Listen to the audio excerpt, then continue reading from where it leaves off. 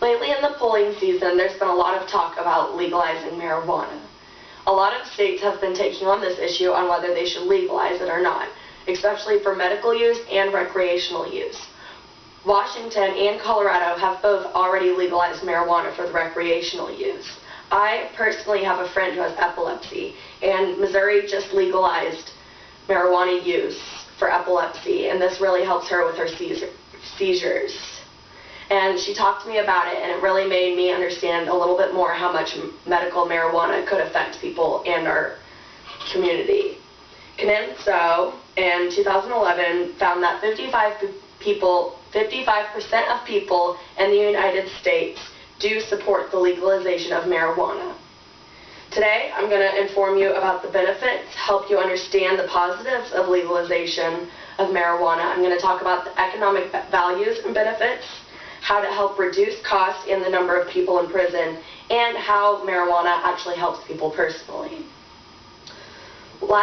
So far this year, the government has spent $12.2 billion. That's about, on average, how much they find each year, and Fisk found that in 2012. In the past 30 years, there's been about $13 billion average per year.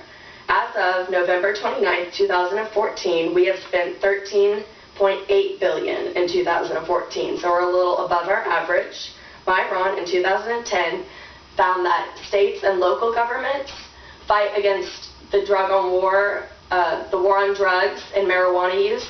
They spend about $25+ billion on top of the actual federal government. So far in 2014, $23.5 billion have been spent just from local and state governments, and that was found by the drug war clock in 2014. One thing that all this money could go to is tax revenues from drug sales, and we make a lot of money off of that. We could spend it on education, which would help lower tuition costs, not only for public schools, but hopefully private schools and college students as well. Research and medical uses for cures such as cancer, HIV, or AIDS, money could go towards that. And we could also take the money and put it towards reduced hospital costs and doctor visits. Another thing that I looked up that said that we could use the money for is construction and roadways, just to help out our local areas. Now that I've informed you of the money circumstances, I want to talk about the prices that affect the legal system in prison. A majority of the money that's spent on the war against drug goes to the legal system, and this legal system is overwhelmed by extreme populations. 1,521,980 people were arrested for drug law. Of those, 7,085,342 were arrested for cannabis, and that was found by the drug war clock in 2014.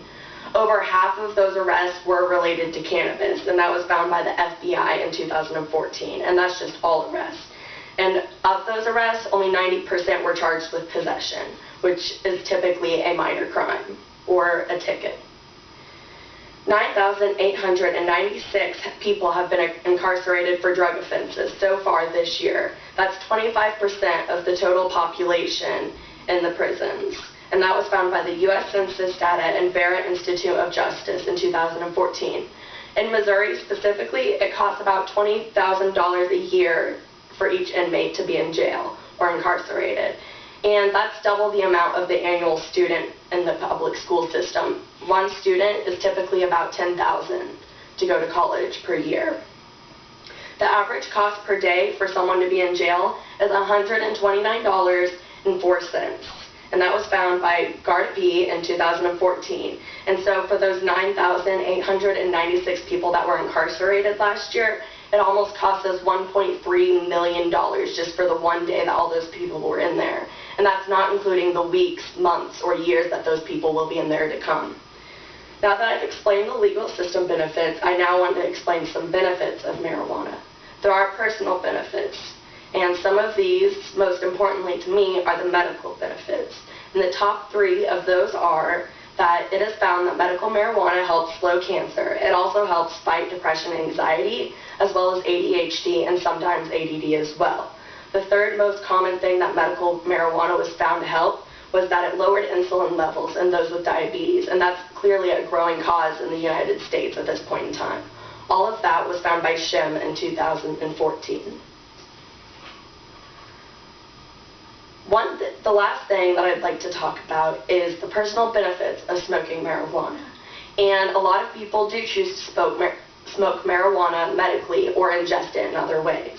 Many people do it for the relaxation, the effects of the THC, just to hang out with their friends, just as a social get-together thing, and that's what they use it for. The third thing that marijuana can come to a use for us personally is the hemp, which is material that comes from the plant and can be used. This can be made into tools or objects such as rugs, paper, clothing. It really has a lot of useful benefits. And that was found by the North American Industrial Hemp Council in 2014. Now that I've informed you on the benefits, I hope it opens your mind a little bit more towards legalization.